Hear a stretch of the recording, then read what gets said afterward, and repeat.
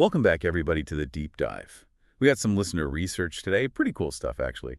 It's about Crohn's disease, and specifically a new dietary approach that Mm. seems to be showing a lot of promise. Yeah, this is really fascinating stuff. And, it's exciting to see how much we're learning about the role of diet in managing this condition. Right, because Crohn's is, for those who need a refresher, it's a chronic inflammatory bowel disease, and essentially your immune system is attacking your digestive tract, Mm. and that can obviously lead to a whole bunch of symptoms. It's not fun to live with. No, it's not. And, a lot of the traditional treatments have focused on medications to suppress that immune response. But this research is looking at a whole different angle. It's really looking at dietary interventions. Yeah, and the study specifically looks at two different approaches.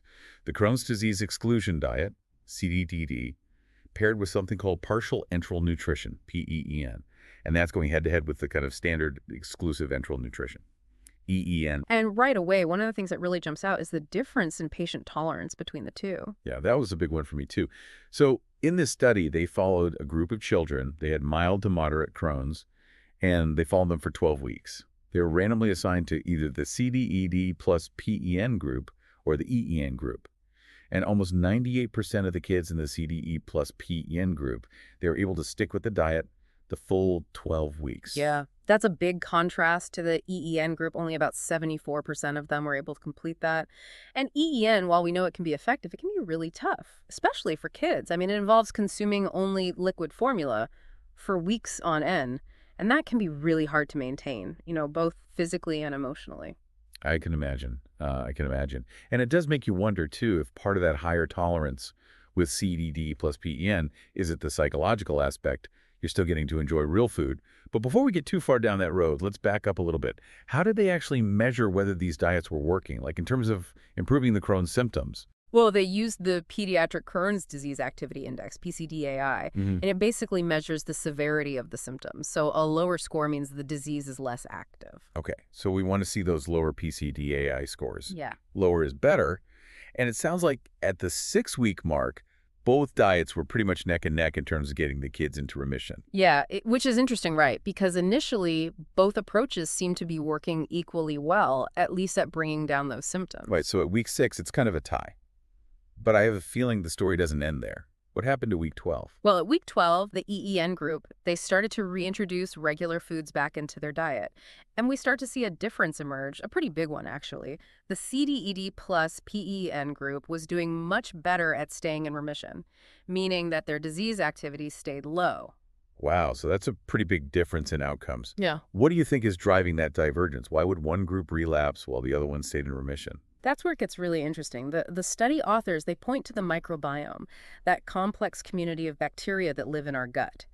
And it seems like both diets, initially, they prompted similar positive shifts in the gut microbiome. So they were both kind of creating a healthier gut environment Yeah. in the beginning, but then something changed. Exactly. When the EEN group started eating regular food again, their gut bacteria, they started to go back to their original state. So all those positive changes, they sort of disappeared. Oh, so it was like their gut was saying, wait a minute, we're back to the old routine. And I'm guessing this shift wasn't good news for their Crohn's symptoms. Unfortunately, no, you're right. That rebound in the microbiome coincided with more inflammation and the return of symptoms for a lot of the kids in the EEN group. Ugh, it really makes you appreciate just how powerful that gut bacteria is and how much influence it has on our health. Oh, absolutely. And, the study also looked at calprotectin, which is a marker for inflammation in the gut.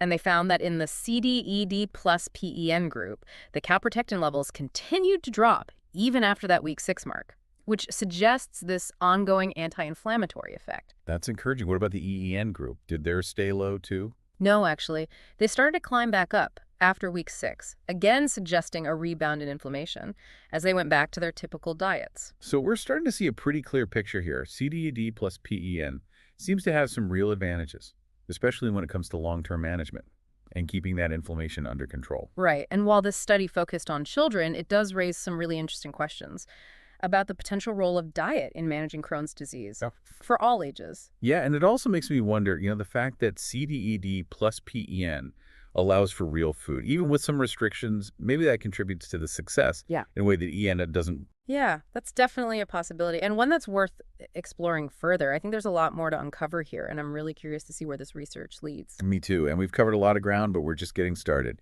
We still need to dig into what CDD and IR actually involve, what makes them tick. Stay tuned. We've got a lot more to uncover in this deep dive. Okay, so we've seen CDD plus PA seems to be doing pretty well, at least in this study, especially long term. But what exactly is this mysterious CDD? Like, what can you eat? What can't you eat? How does it all work? Well, the CDD is really all about strategically removing certain food components, the ones that are thought to kind of disrupt the balance in the gut microbiome and irritate that intestinal lining. So it's not just like a random list of good foods and bad foods. There's an actual strategy behind it. Exactly. It allows for a variety of whole foods while it limits things like processed meats, emulsifiers, certain artificial sweeteners. Okay, that makes sense. Processed foods and artificial ingredients, those usually get a bad rap when it comes to gut health anyway. Yeah. What about animal fats, though? You mentioned those are restricted too. Why is that? Yeah, so animal fats, especially the saturated fats, they can be harder to digest, and sometimes they can actually promote inflammation in the gut. So the CDED really emphasizes lean protein sources instead. So things like fish, poultry without the skin, and then plant-based proteins like beans and lentils. Got it. So it's about making smarter choices within each food group. Yeah. What about carbs? Are all carbs okay on this diet? Well, not all carbs. The CDED focuses on certain types of starches and fibers that are thought to be good for the gut. So white bread, sugary cereals, those are out. But you can have gluten-free bread, oats, brown rice, things like that. So it's about choosing those complex carbs that are going to nourish those good gut bacteria. Okay. Okay, what about fruits and veggies? Usually those are a free-for-all on most diets. Yeah, for the most part, fruits and veggies are encouraged on the CDD. There are a few exceptions, though. Some fruits and veggies can be a little tougher to digest for some people, especially those with Crohn's. So things like broccoli, cauliflower, cabbage, those might need to be limited or even avoided. Hmm, interesting. There's a lot of nuance to this diet. It's not just about cutting out junk food. It's about understanding how different foods can actually interact with the gut. Exactly. And that's one of the big differences, I think, between CDD and EN. EN relies just on that liquid formula, which can be really helpful in the short term, calming down that inflammation. But it doesn't really teach you how to manage your diet in the real world. Whereas CDD gives you more of a framework. It's for making those food choices that can support gut health, long term. Yeah, it's like learning how to fish instead of just being given a fish. Exactly. And I think that's a big part of why the CDD plus PAEN group did so well in this study. They weren't just following a restrictive diet for 12 weeks. They were learning how to eat for the long haul. And let's be honest, eating real food, way more enjoyable than sipping on formula all day. It's got to be more sustainable just from like a psychological standpoint. Oh, absolutely. There's a quality of life component that I think is so important. Food is such a big part of our lives, our culture, how we socialize. Being able to enjoy those things, even with modifications, I think it makes a huge difference in how well someone's going to stick with a dietary plan, in the long run. It's all about finding that balance, right? Right. Effectiveness and enjoyment. So we talked about CDD, but let's not forget about PEN, the other half of this dynamic duo. What exactly is PEN's role in all of this? Well, PEN, or partial enteral nutrition, it's basically getting a portion of your daily calories from a specialized liquid formula. So in this study, the kids in the CDD plus PEN group, they got 50% of their calories from formula just for the first 6 weeks. So it's like a little bit of a safety net, making sure they're getting all the nutrients they need while they're adjusting to all these new restrictions. Yeah, exactly. It helps ensure that they're getting enough calories, especially in those early weeks when the food choices are a little more limited. And then for the remaining 6 weeks, they reduce the formula to 25% of their calories. Oh, so they gradually transition to getting most of their nutrition from real food. It seems like a good way to ease into a new way of eating without feeling super restricted. Yeah, it's about finding that sweet spot Mm-hmm. where you're getting the benefit of the diet but not sacrificing enjoyment or that long-term sustainability. Now, the study was done with children, right? So do you think these findings would translate to adults with Crohn's? That's the big question. We can't say for sure without more research, specifically on adults, but I think there's reason to be optimistic. I mean, the underlying mechanisms, right? Yeah. Related to the microbiome, the inflammation, those are relevant across age groups. Okay, so it's not a guarantee, but it's definitely a promising avenue to explore further. Oh, without a doubt. I think the study really opens up a whole world of research. and potential treatment options. It suggests that dietary interventions like this, CDED plus PE, could be a really valuable tool in our arsenal for managing Crohn's disease. This research also mentioned that very few of the participants were taking medication at the start of the study. Any thoughts on that? Yeah, that's a really important point. The fact that most of the kids weren't on medication at the beginning, it means that the improvements that they saw in their symptoms, the inflammation, all of that, can be attributed to the dietary interventions. Wow, that's pretty remarkable. It really highlights the power of these dietary approaches to make a difference, even without solely relying on medication. Right. Of course, medication still has a very important role to play in managing Crohn's, but I think this research shows us that diet can be a really potent force as well. It's like we're starting to see a shift in how we think about Crohn's disease, moving away from a purely medication-focused approach to something that's more holistic, where diet is a key player. Yeah, I think that's a great way to put it. And this research is pushing us to ask some new questions, to think differently about how we can help people with Crohn's to live healthier lives. So for someone listening to this right now, living with Crohn's, what's the key takeaway? I would say the biggest takeaway is that diet matters. It can have a really profound impact on your disease activity, the inflammation, even the composition of your gut microbiome. It's about being proactive, working with your healthcare provider to find a dietary strategy that really works for you. It's not just about managing symptoms, it's about taking control of your health, empowering yourself to make choices that support your well-being. Absolutely. It's about understanding that what you eat can either feed that inflammation or it can fight it. And by making informed choices, you can really tip the scales in favor of a healthier gut and a healthier you. Well said. Well, before we wrap up this deep dive, there's one more really fascinating piece of this research that I want to explore. And it has to do with how these different dietary therapies actually change the gut microbiome over time. It's pretty amazing stuff. All right, so we talked about how well that CDD plus PN did in the study, especially compared to EN. But let's get down to like the nuts and bolts here. How did these diets actually affect the gut microbiome over those 12 weeks? Yeah, this is where it gets really cool. Both diets actually led to some similar changes in the gut microbiome, at least in those first 6 weeks. So we saw this decrease in certain types of bacteria like Haemophilus, Veillonella, Anerostipes, and Prevotella. So initially, it sounds like both diets were kind of nudging the gut in a healthier direction, but then things started to change. Yeah, at week 6, when that EEN group started reintroducing regular foods, we saw their gut microbiome start to shift back towards that pre-diet state.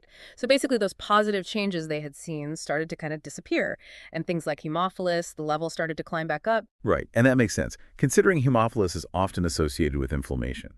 So as those bacteria increased, it's probably no coincidence that the inflammation came back and the symptoms returned for a lot of the kids in that EEN group. Exactly. It really highlights how sensitive that gut microbiome is and how quickly it can be affected by diet. But here's the interesting thing. The CDED plus PE group, they didn't see that same backsliding. So their gut just kept getting healthier, even after those first 6 weeks. What was going on there? Yeah, their gut microbiome continued to evolve in a positive direction, even after those initial 6 weeks. So we saw continued reductions in those bacteria that we associate with inflammation, and then increases in some of the beneficial bacteria like Roseburia and Acinetobacter. Those persisted. Okay, I'm curious about those beneficial bacteria. Roseburia, Acinetobacter. What do those guys actually do in the gut? Why are they considered the good guys? Well, Roseburia, for example, it's really important in producing butyrate. And butyrate is a short-chain fatty acid that acts like fuel for the cells that line your colon. It helps to maintain a healthy gut barrier. So like giving your gut a superfood smoothie. What about Acinetobacter? What's their superpower?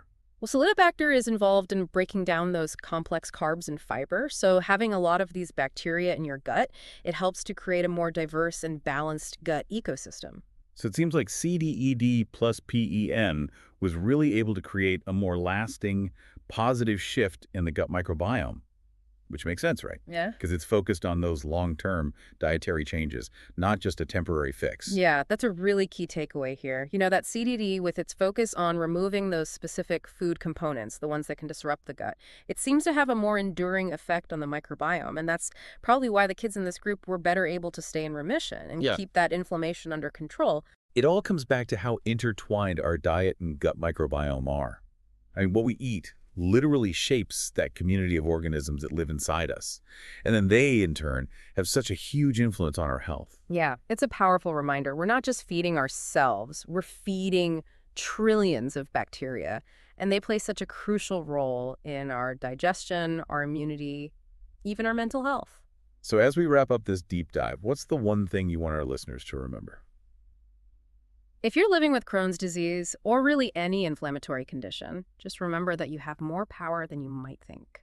Your diet can be a really powerful tool for managing your condition, for promoting a healthy gut microbiome. So it's worth exploring different approaches. Work with your healthcare provider. Find a strategy that works for you. It's about taking an active role in your health, not being afraid to think outside the box. Absolutely. There's no one-size-fits-all approach. So keep learning, keep experimenting, keep advocating for your well-being. Couldn't have said it better myself. Well, we hope this deep dive gave you some new insights and some food for thought. Thanks for joining us. And be sure to check out the show notes for more information on Cded, PNN, and the research that we talked about. It's been a pleasure. Until next time, keep exploring and keep those guts happy.